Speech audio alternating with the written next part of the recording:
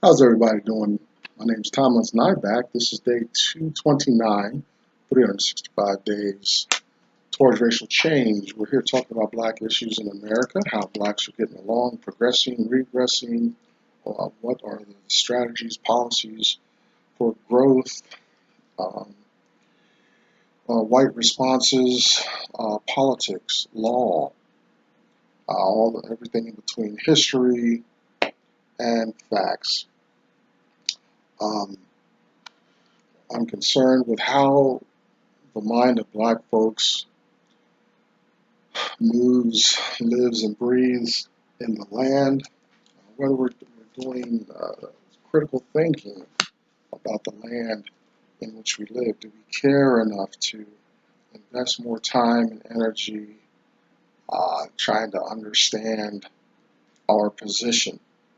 In general, you know, I don't care about the outliers, our rap stars, our entertainers, sports people. Yeah. I'm talking about the general condition and life of black folks in America. And the prognosis is not good, if you're honest. Same way with the white mind. Does it understand privilege, expectation of favor, power, um, having wealth in America? Those are important things to consider. Hey, white people, by whatever means, are in that space. You know, I just wish there was more genuine concern and energy put in to making the system more equitable for black folks. We're a unique people. We've been conditioned. We got issues, and we should be treated as such much more. Also for financial literacy among black folks, knowing how to navigate what's happening in the world, knowing how, understanding money, how it works, its history, what kind of facts can we garner from understanding money and its growth and how it determines so much of our lives. What we have to get up when when we'd rather sleep and work for someone else. Not enough of us are business owners, entrepreneurs, and such. Things like that to think about. I'm inspired by a man named Dr. Claude Anderson. He articulates these issues much better than I. He's traveled, he's rubbed elbows, shoulders with powerful white people, white systems. And I think he's got a good message. He's all over YouTube, easy to find. I've read 3 of his works. First one was a Black History Reader, 101 Questions You Never Thought to Ask. Second one was Black Labor, White Wealth, Search for Power, and Economic Justice. And we are doing a few pieces out of his National Plan to Empower Black America, PowerNomics. You can find Dr. Anderson at PowerNomics.com. Behind me, you'll see the hashtag #us2 symbol. Black women conversing, working together with one another, supporting each other. Check out Black Enough, BLAGGENUF, for Black Facebook experience. If you can't find your voice or your flavor here on the World Wide Web, do what I did, start your own little project. Finally, I'm going to get back to this. Maybe next week it's looking like Uncle Tom's Cabin. We have story time, ways to illustrate and have conversations about some of these historical and factual ideas that we're talking about here at Racial Change.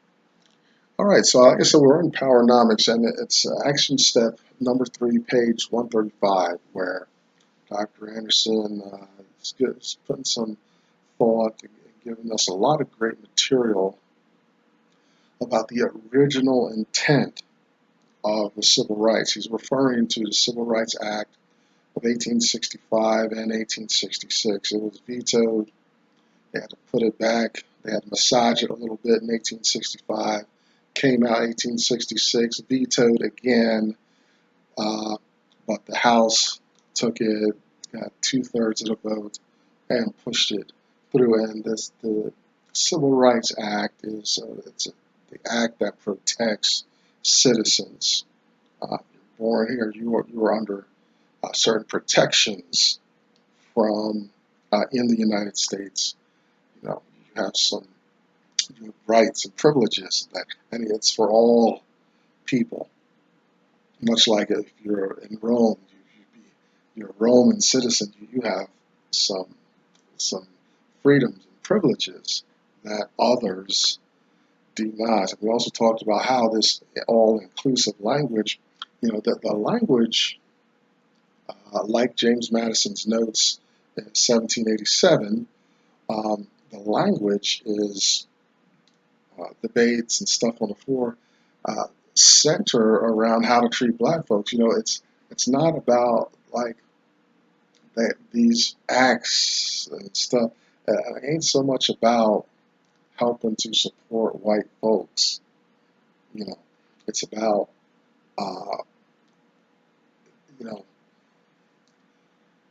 if you look in Wikipedia, Dr. Anderson's work, they refer to these Republicans who support these agendas, positive agendas for black folks, as radical Republicans. I guess it is radical back in the late 1700s, 1800s to, come publicly amongst a group of white men and say, we need to do something for black folks. We need to make an act and law, for black folks. So it's very explicit rhetoric on the floor. But then you have these final drafts where it's everybody and it's all inclusive and stuff like that. Well, the problem comes about, like Dr. Anderson points out, with when the final drafts come out that includes everyone, immigrants, especially pertaining to this time, anyone born, then you lost attention, you lost sight of the original purpose, what the original conversation was about, was black folks. Slaves being emancipated, slaves coming to participate in the white system here in America. These radical Republicans recognize that the slaves built America. America's success owes so much to this coerced free labor and whatnot, rendered by black people in the land.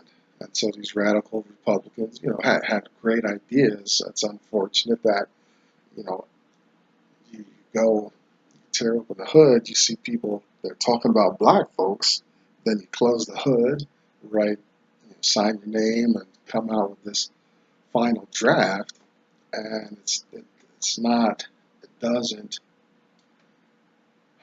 explicitly focus on the original intent, the source of why this document exists in the first place. And you're going to see that over and over. And the problem is, you fast forward today to civil rights, and the same thing has happened. They even attach other terms, social integration, with that. Other people are now included in this civil rights and all that. And it's never touched and served economically anyway, black people. It's just a strange, enigmatic twist here in America. Us black folks, we get plenty of symbols. We're kind of protected in the workplace. You can't overtly burn a cross on my lawn, and you can't tell me you prevented me from being hired or participating because I'm black. You can't say that to my face, and you can't be public with that. That happens, but behind the scenes, you ain't gonna prove that readily. And we've also talked about how these groups, they adopt the language of freedom, inclusion, protection, but it edges black interest out. That the black interest, black concerns are not politically correct. They're not readily received in America. You can't be exclusive and explicit about protecting them. It's going to be interesting that this news cycle where this guy in Texas traveled 600 miles to El Paso, to kill Hispanic folks, but now you see the Hispanic people are afraid to go out, and you see some of that spoken about on CNN. But it's interesting. It's going to be interesting to see if you have laws to protect Hispanic people. If there's going to be explicit language on the floor of the House and the Senate pertaining to protecting Hispanic people, right? I mean, you talk about slapping black folks in the face. You can't get away with explicit rhetoric for black folks. Well, I don't know yet. That's a speculation. We won't even go that route. But it's going to be interesting to see how this plays out. This group, what it's going to do with this focus in America. So the civil rights original intent, and it's an economic intent. Let's review 1865 Congressman Thaddeus Stevens. He framed civil rights as an economic issue, saying, look, blacks who are going to be slaves are free, and this is the language that motivated these acts to come about, because they're talking about black people. They're talking about everybody else. They're talking about black people. 40 acres, a mule, $100. Land, equipment to work it, and some capital. That capital today, I did an inflation calculator. I don't know if it's right. It doesn't matter. About $1,600 or so today from 1865. And the point is, you might think, well, that's not a whole lot of money, stuff, right? Well, I'm hoping Congressman Stevens' intent was owning 40 acres, owning your equipment. Then $100 or adjusted for inflation becomes very, very significant to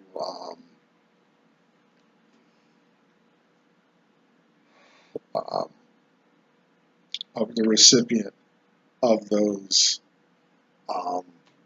resources. If you own, it's not, you ain't making payments out of that, trying to live off your $100 allotment. That capital is to invest in the land and stuff like that.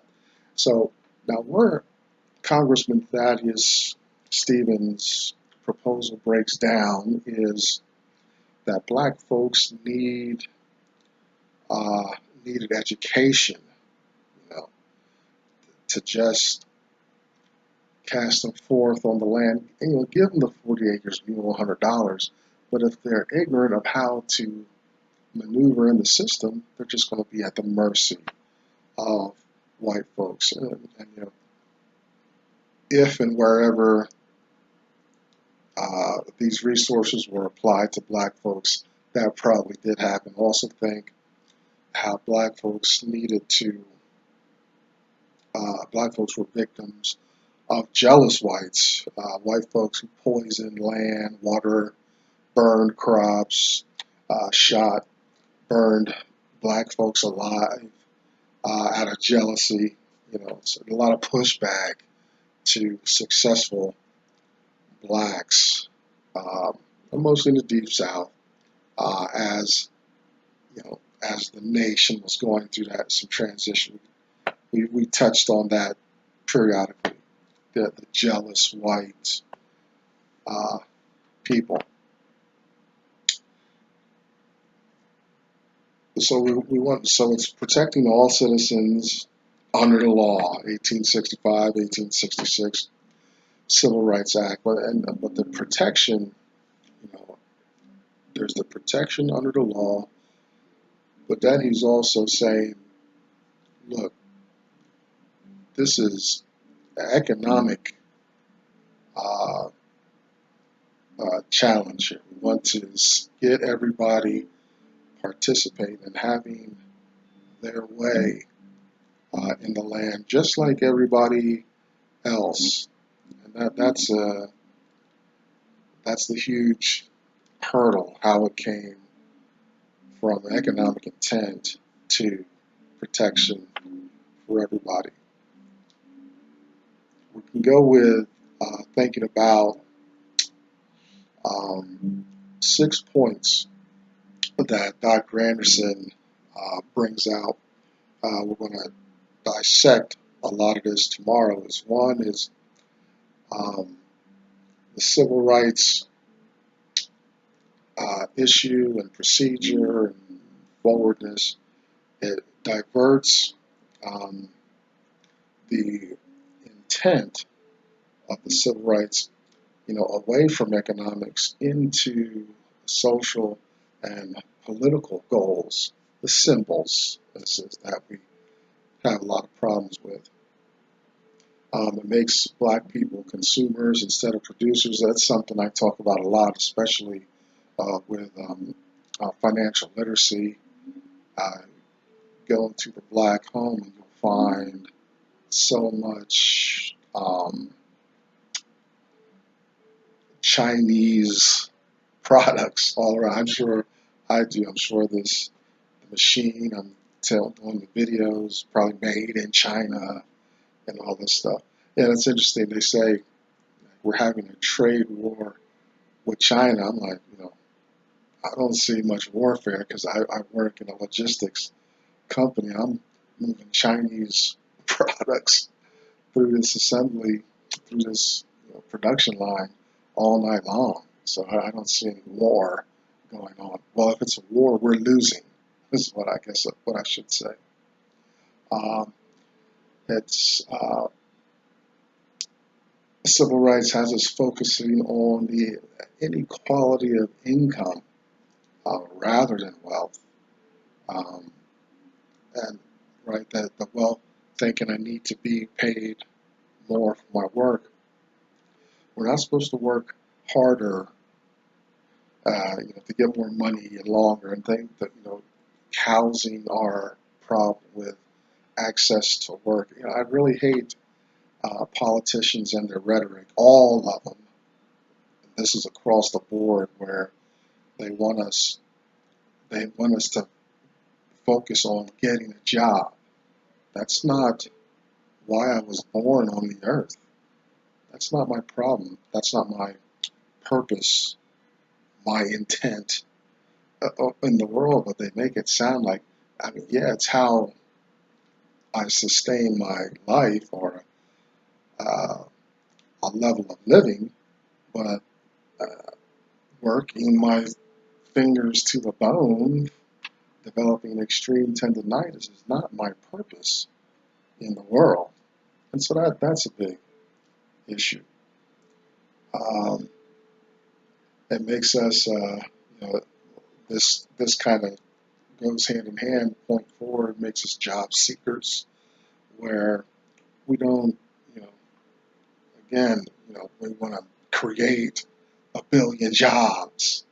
Well, no, you know, make me the creator, not the, uh, not a drone out in the world. Well, you got to be kidding me. Um, Civil rights conditioned the black mind for altruism. We're good at that. We'll pray for you, submit, and all that, and still be left in privation, be left at um, such a disadvantage in the world. And six, um, you know, civil rights again conditions us to ignore public policies that impoverish us and keep us at a disadvantage in the land, in the world. We think we got so much civil rights and social integration going on when in reality we got nothing. We got symbols, and these symbols aren't moving us to a place where we are participating more and better in the world. So these are some of the things we've got to um, work on and work through. That's some Dr. Anderson's 6 points there. We're going to dissect more of that tomorrow. He also gets on black leadership in this economic issue, and this is where black leadership has failed us so much. You find, I talked about Jay-Z, the billionaire, and partnering with the NFL. Some of the NFL players giving pushback. It's amazing. Like the black leadership crosses that line, gets into position of comfortability and whatnot, and doesn't kind of holler back, doesn't stand up. They've kind of mastered what it means to participate and be successful in the white system, and then just kind of leaves us behind. I got mine, so I just want to move on. I struggle with, what will happen to me if I get into those positions. Will this material still be relevant? Will I be as adamant? If money's no longer an issue, moving around in the world, meeting kings and queens and things like that. I don't know. I don't know. But black leadership, that's still a problem. We talked about President Obama. He doesn't want to be explicit about pointing out and being explicit about helping blacks. He has to be very aware and conscious and politically correct about including everyone. But in America, to include everyone is to exclude blacks. It's just the way the dynamic works. Uh, we we're not victims of overt problems and issues and things like that. We can go to ball games, apply for jobs, equal access to social media, things like that. But once you start getting into that financial realm, then you're going to see white power, white people get a different attitude with you if you're black. You know, some things very, very important to think about as one moves about in the American landscape. And that's the reality of it. That's how it works and is in America. So I'm going to stop right there. Tomorrow we'll get to black leadership and Dr. Anderson's 6 points. I just wanted to breeze over them. We'll dive in a little deeper tomorrow to see how we get along, how we understand these issues in America. I'm Tom Nyback. That's 365 days towards racial change. Day 229 out of the way. Stay with me, stay on point, and keep trucking along. I'll see you tomorrow. Bye-bye.